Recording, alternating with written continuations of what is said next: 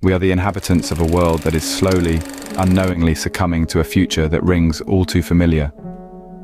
Every little bit of evidence in the creation of a dystopian society is creeping in bit by bit.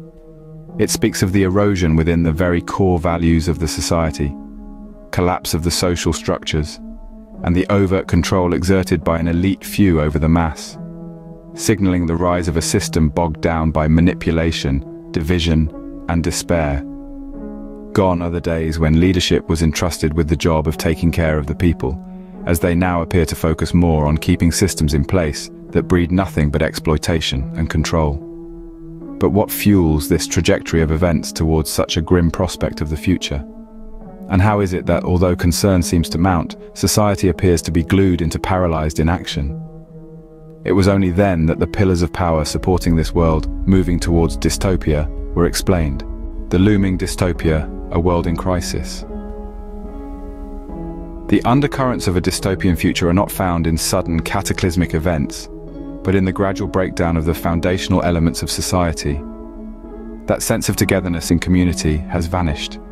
The structures of family are deteriorating, religious institutions are falling, even cultural traditions are eroding and substituted with shallow consumerism and digital transience.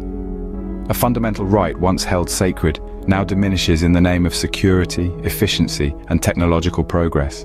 The rise of surveillance and fall of privacy have now become a moral justification in the name of safety and convenience. It has been a common fact nowadays that governments and corporations intrude into an individual's life, be it through data collecting means, mass media manipulation, or social engineering. Meanwhile, inequality rises, while prosperity accrues to a minute population, leaving large sections of the populace floundering. This is no coincidence. Along with a rise in inequality, middle-class prosperity has been destabilized, democratic institutions are weakened, and quite a few are disillusioned, demoralized, and distracted. Where the social order collapses, the door opens to authoritarian control. The mechanics of control, why power thrives on pain. An empowered and united population is a long way from being terrified, depressed, and disconnected. The psychology of control would suggest that power dines out on pain, for the reason that people who suffer are much easier to manipulate. Individuals caught up in spirals of depression and isolation become increasingly withdrawn, finding their consolation in consumer goods, digital distractions, and often addictive behavior. These modes of escapism offer very ideal conditions for those in power to exert this control and maintain dominance. Economically, it creates a consumer-driven society rather than a communal society. Instances of financial insecurity tend to drive people toward temporary, quick solutions that merely sustain a system of continuous reliance. Politically, this is usually done through social division, where leaders inflame fear and hatred, displacing the real threats into immigrants, other countries, or minority groups, redirecting indignation from the sufferers at the power structures that actually create the crises. A depressed and divided populace lacks the willpower en masse to take on their oppressors, enabling leaders to solidify power, amass wealth, and control all resources. The isolation trap: depressed, detached, and destroyed. Human beings always succeeded through cooperation and community. In contrast, modern society has made these values bases, promoting the agenda of unmitigated independence that left people feeling lonelier and more isolated than ever. Viewed against this background, a culture where individuals are disconnected from family, community, and even their roots is celebrated as independence.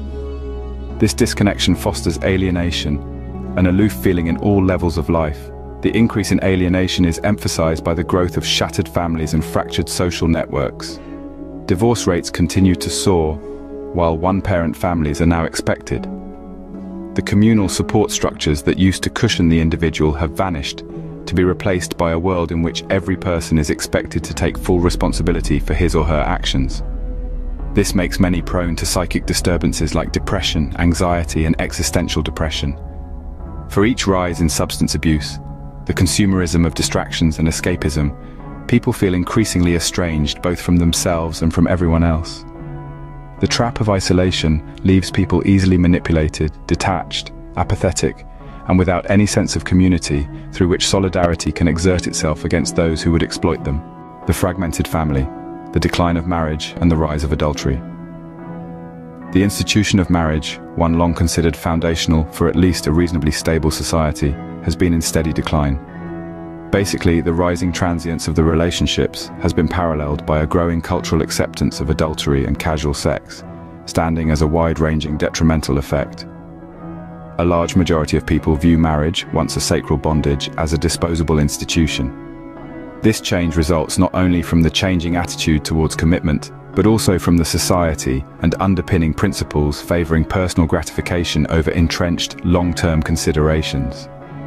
Adultery and infidelity have by now become a norm. This is an outcome of the rise of social media, dating apps, and the pervasive sexualization of popular culture. The movement in itself undermines trust and sets conditions where long-term monogamy is seen as passé. But the repercussions of this fragmentation go far beyond the individuals directly involved in the breakup. Children of divorced parents are more likely to experience emotional problems, underachievement at school, and difficulty in forming subsequent relationships themselves. It feeds into wider social instability, creating a self-reinforcing spiral of lost family bonds, alienating people further from one another. The war on tradition, the gaslighting of patriarchy and matriarchy. Tradition, in the form of patriarchy and matriarchy, has become systematically dislodged in the name of progress. While much of the criticism of inherent, oppressive elements of patriarchy was well-deserved, the complete eradication of these roles has brought about chaos rather than liberation. Rather, patriarchy, once the standard against which one measured family leadership and protection, has been demonized, and the social structures undergirding men in these roles have largely been destroyed.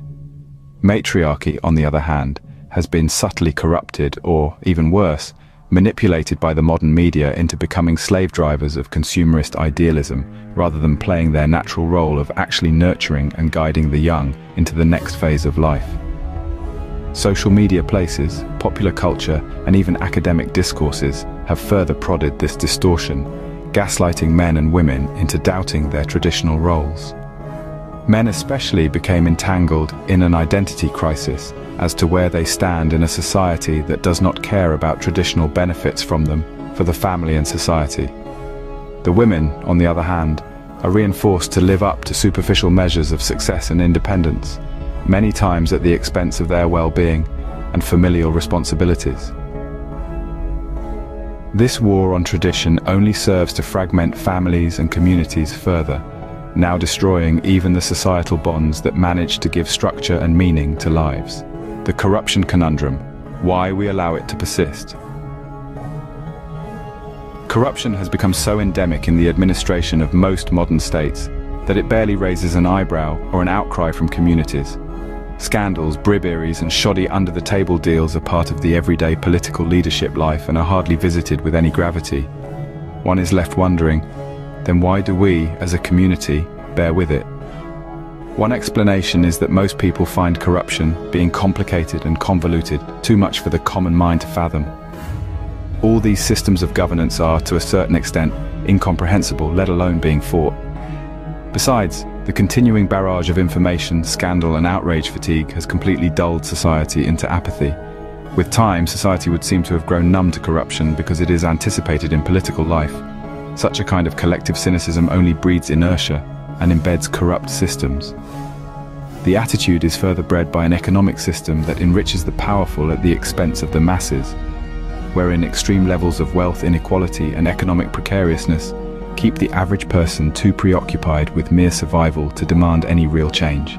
The Monetary Mirage, the illusion of wealth in a debt-based economy. The current monetary order does not stand upon weak pillars but rests purely on debt.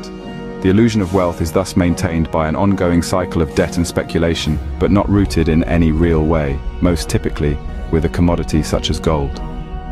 Central governments and banks have basically engaged in recreation right out of thin air themselves by creating the currency of nothing to devalue and inflate economies to an unsustainable level. And in fact, dependence on debt-based money devalues savings, leaving a person with less purchasing power over time and creating a sense of economic hopelessness. Traditionally, currency was pegged to gold or something tangible with value. As nations stepped away from the gold standard, they created economies that beg for speculation, credit, and debt. Such artificially created wealth benefits only a small percentage of the population, while the rest have to bear the rising tide of inflation, stagnant wages, and permanent feelings of financial insecurity. Perpetuation of infinite economic growth through increased debt levels has proven to be insupportable and has increased the gap between the rich and poor. A return to value-based and tangible currencies can balance the economic scale once again. However, the financial giants that benefit from the present system would have to be torn down to effect this. The path to redemption, fundamental solutions for a broken world. The world can be in crisis, but the solutions are at our fingertips. First, to counteract the forces driving us toward dystopia, we must attend to the core issues driving them. The rebuilding of the family unit, restoration of community bonds and traditional values of cooperation and respect will, in turn, heal society. In the greater scale, political, economic and educational systems must be rethought to realize a much fairer and more equal world. In essence, fighting corruption is a matter of systemic change with more transparency and accountability in governance. For instance, blockchain technology makes it possible for the leadership to be held accountable by ensuring that the system of governance is incorruptible, in which public funds can be traced. Besides, the economy needs to keep off all those speculative practices it has been caught up in over the past decades and go down a path of value and sustainability. Reimagining education, from standardization to personalization. The current educational system is severely flawed and based on an outdated model, which leans more toward conformity than creativity, and standardization rather than individuality.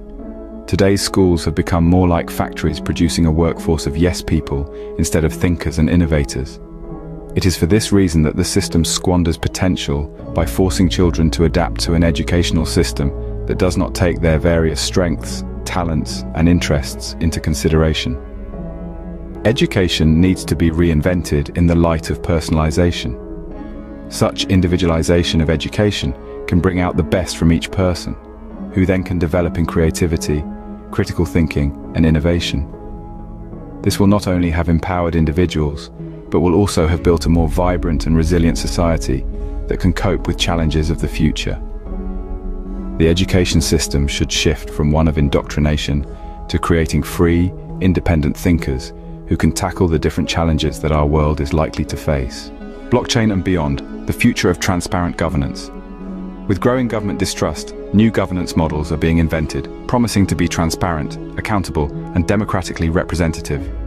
Blockchain is inherently positioned through its decentralized, corruptible ledger system to solve corruption and a lack of transparency that characterizes the modern political system. By applying blockchain in governance, we are able to make each act, each vote, and each financial transfer public, while never offering room for corruption or power abuse. It might be a system in which the citizens are empowered to get greater say over how their tax dollars are dispensed, ensuring that public resources serve the common good, and not just the powerful's pocket lining. Add in a new form of voting, perhaps directly attached to this informed citizenry in the form of a license to vote, and human beings may finally be able to make decisions on their own without shady governments and puppet strings. With the proper tools and a will to implement them, true democracy in a pure form free from corruption and manipulation can be realized. Conclusion: hope amidst the darkness. While the world sometimes might feel almost at a dystopian juncture, it is not beyond salvation. It is where we can recognize those forces pushing us toward despair and toward division. This is where we begin, in return, to counter them with a vision for a more just, transparent, and connected future. It is a commitment to values restoration, which cements us together, to a challenge of systems of control that are benefited by our pain, and to the building of new institutions which will prioritize the well-being of all above the profit of the few. But then again, the future will belong to us because we have to stand up and fight the darkness by trying to build a world based on truth, transparency, and unity. Thank you for spending time with us through Spookscope today. Feel free to share your knowledge and wisdom in the comment section. And don't forget to subscribe to the channel and share it with your friends and family. Until next time, my dear spooker, stay curious.